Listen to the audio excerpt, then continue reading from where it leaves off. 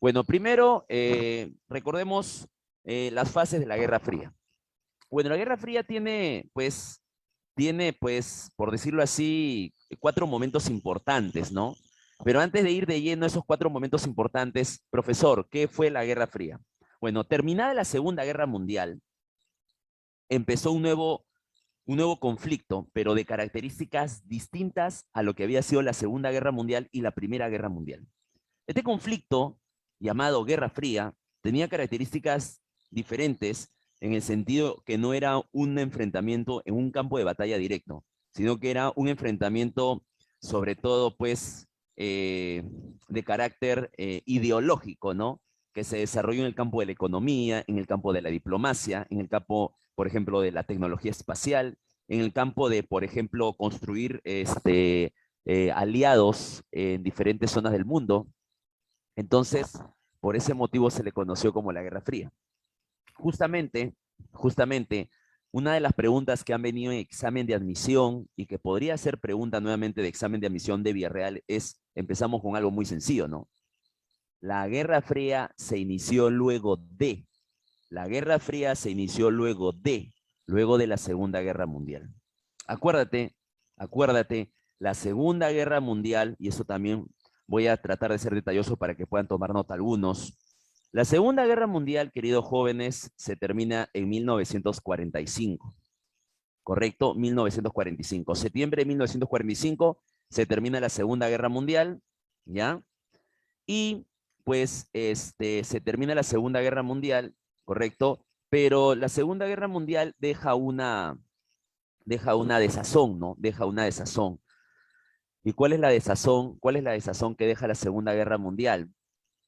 El hecho de que, bueno, Alemania, Francia, Inglaterra ya no, ya no son, pues, de alguna manera potencias preponderantes, ya que han quedado debilitadas con esta guerra. Acuérdate que Alemania quedó debilitada porque fue el centro de operaciones de los nazis, ¿no? De Hitler, ¿no? Inglaterra quedó debilitada desde el punto de vista que había sido también bombardeada, Francia había sido ocupada por Alemania durante la guerra. Entonces, tras la Segunda Guerra Mundial, dos países de alguna manera quedaron en mejores condiciones, dos potencias, mejor dicho. La Unión Soviética fue una de ellas y la otra era, pues la Unión Soviética fue una de ellas y la otra era Estados Unidos de Norteamérica, ¿no? ¿Correcto? Y la otra era Estados Unidos de Norteamérica. ¿Correcto? ¿Correcto? Entonces, pues, pero estas dos ya habían, ¿cómo se llama? Por favor, estas dos ya habían, pues, tenido de alguna manera un altercado en plena Segunda Guerra Mundial, cuando discutieron con respecto al destino de Alemania, ¿no? La conferencia de Yalta y la conferencia de Potsdam son consideradas dos conferencias que se desarrollaron durante la Segunda Guerra Mundial y donde pues se inicia esta rivalidad entre Estados Unidos y la URSS, al no poder ponerse de acuerdo con respecto a lo que iban a hacer con Alemania, ¿no? Al no poder ponerse de acuerdo con respecto a lo que iban a hacer con Alemania. En la conferencia de Yalta, primero se discutió qué harían con Alemania tras la guerra, y finalmente en la conferencia de Potsdam se llegó a la conclusión de que Alemania sería dividida, ¿no?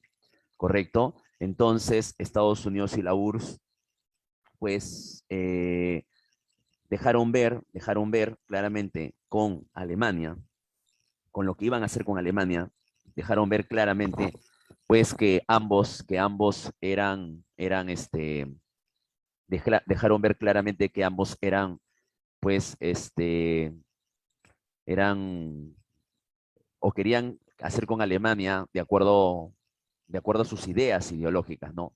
Por un lado, la Unión Soviética quería que Alemania se vuelva en una república socialista, y por el otro lado, pues, Estados Unidos quería que Alemania se vuelva en una república, pues, democrática capitalista, ¿no? Entonces, al final, pues, justamente el destino de Alemania va a provocar esto, ¿no? La rivalidad entre ambos, ¿no? Y Winston Churchill, el ex ministro británico tras el final de la Segunda Guerra Mundial, en una conferencia en la Universidad de Fulton, va a anunciar lo siguiente, ¿no?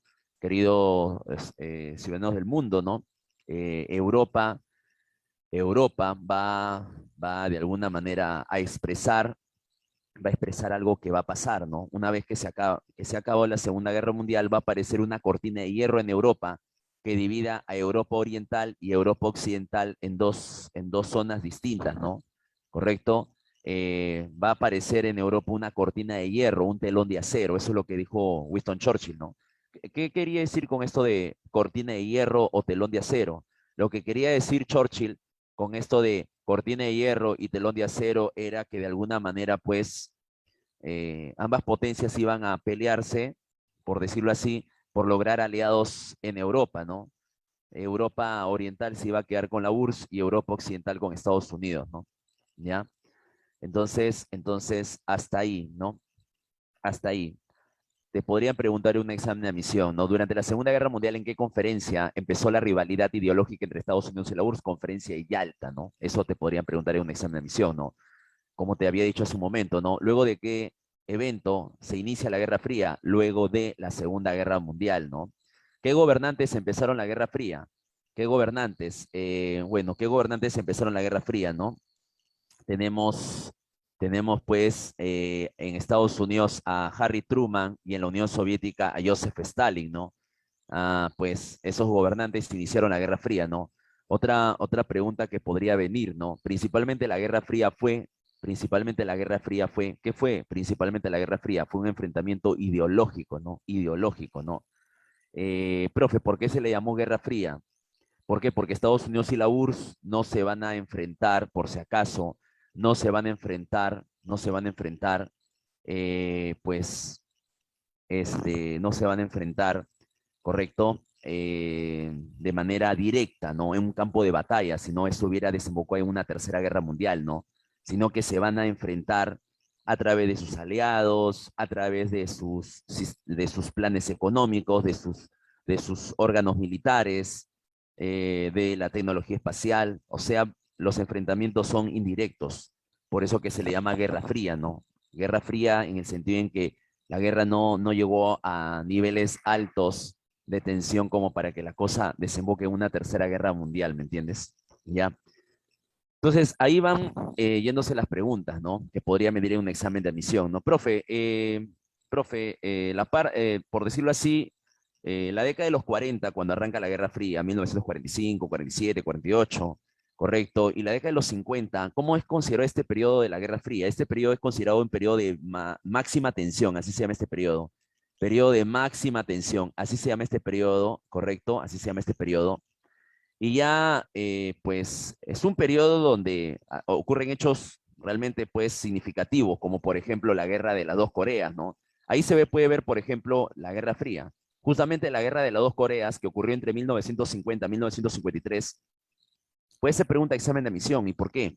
Porque la guerra de las dos Coreas es el primer conflicto provocado por la Guerra Fría, ya que Corea del Norte, que estaba, pues, o era aliado de la URSS, terminó invadiendo Corea del Sur con el propósito de unir las dos Coreas y volverlas socialistas, ¿no?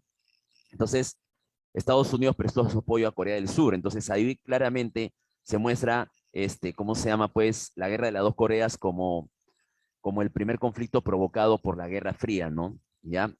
Entonces, la década de los 40, ¿sí? Desde que empezó la Guerra Fría y los 50 es conocido como el momento de mayor tensión de la Guerra Fría, ¿correcto? ¿Ya? Y ya a partir de los 60, pues a ese momento se le llama la coexistencia o distensión. ¿Qué cosa es distensión? Relajamiento, pues de las relaciones, ¿no? Coexistencia o distensión, ¿no? Coexistencia pacífica o distensión, ¿no?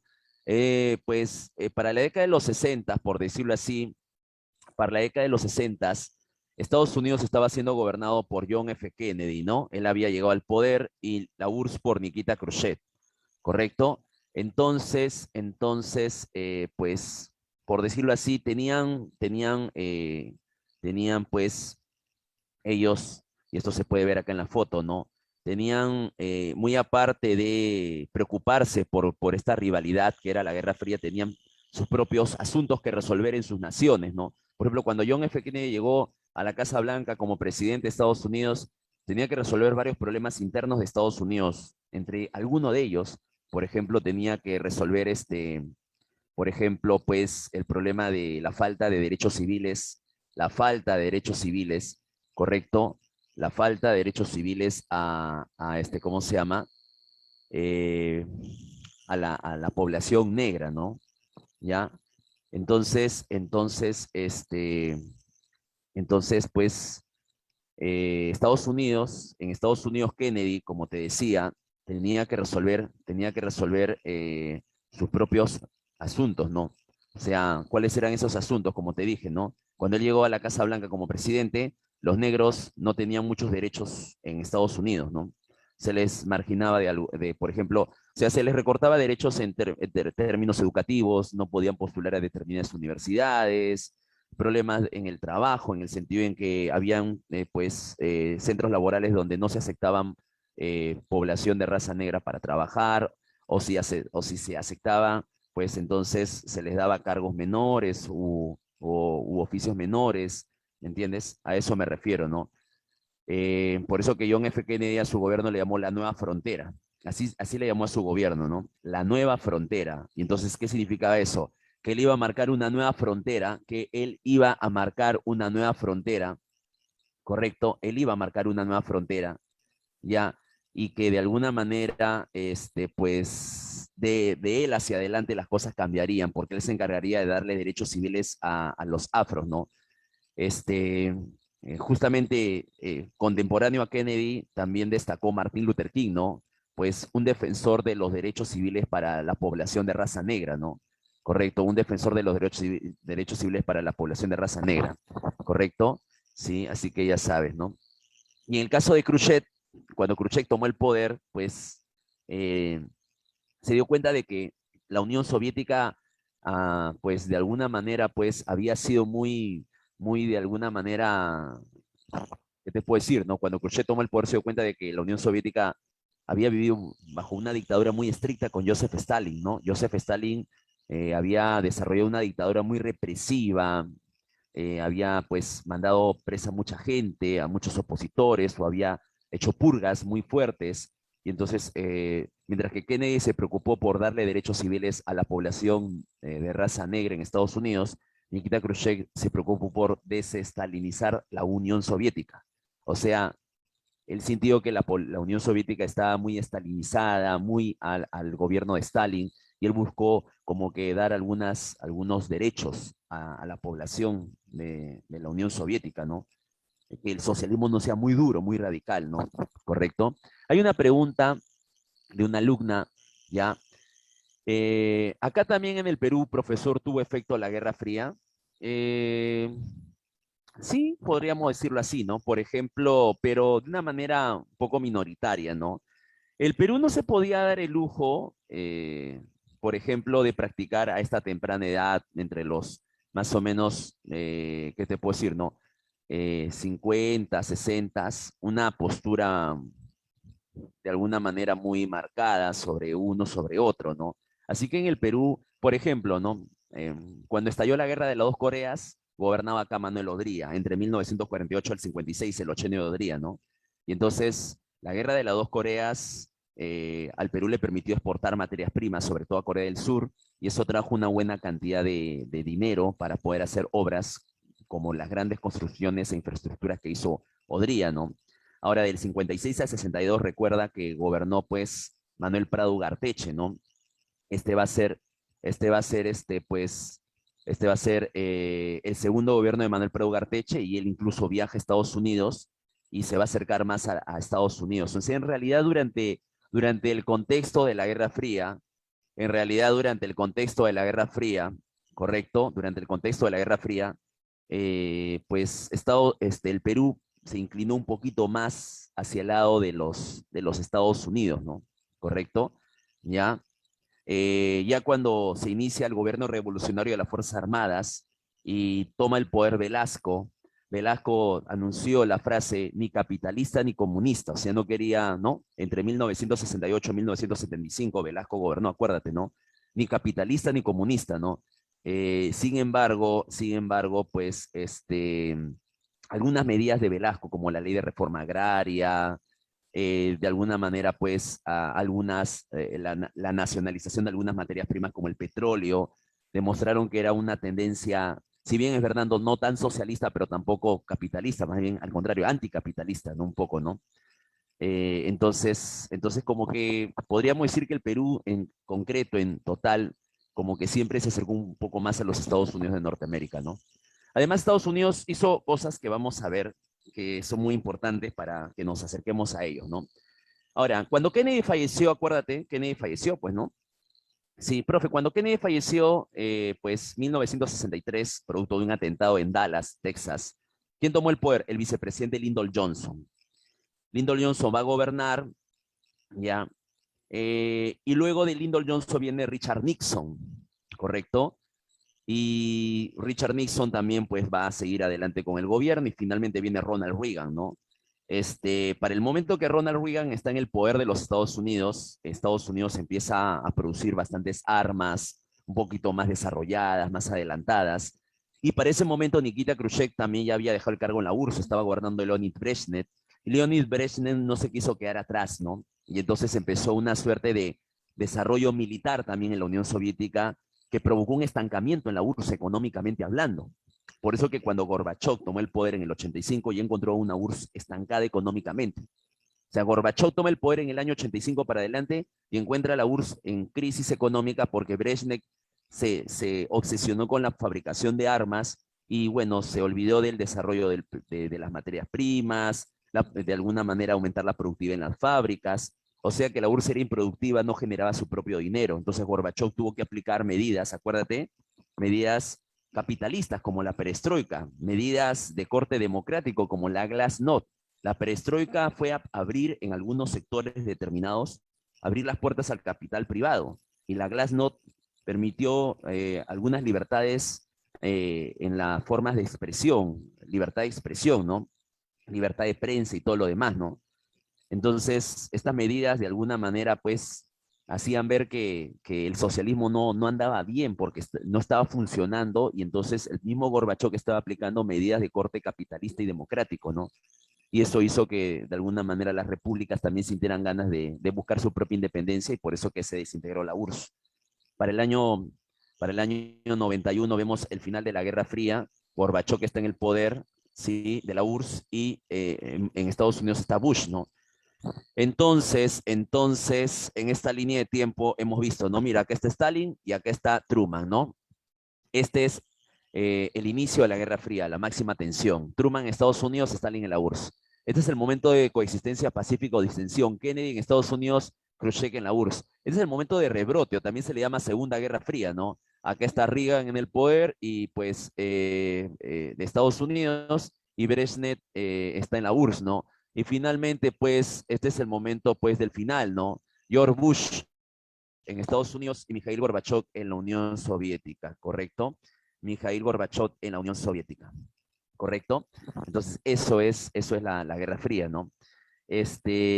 Profe, siempre, pues, hubo temor de que estalle una tercera guerra mundial, por eso que fue un periodo de tensión constante, ¿no?